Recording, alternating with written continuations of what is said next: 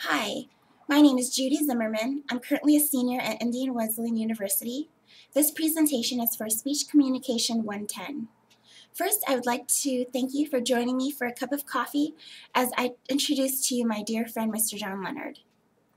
Mr. John Leonard was asked a series of 5 questions. The first question I asked him was, what is the biggest turning point in his life?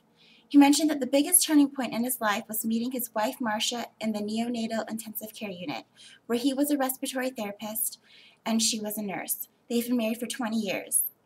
The second question I asked him was, what is one of the biggest talents that he has? And he mentioned woodworking as his biggest talent. He sold and built items such as kitchen cabinets, entertainment systems, and dining tables.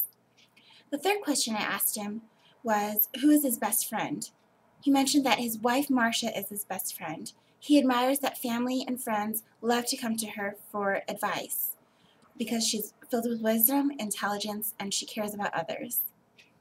The fourth question I asked him was, what does he often dream about? He often dreams about one day retiring and becoming a full-time grandparent. He has a 9-month-old who lives in Colorado. The fifth question I asked him was, what is one of the biggest accomplishments that he's had in his life? And he mentioned that raising his 2 children, Justin and Megan, is one of the biggest accomplishments he's had in his life because they've now dedicated their lives to living according to God's Word.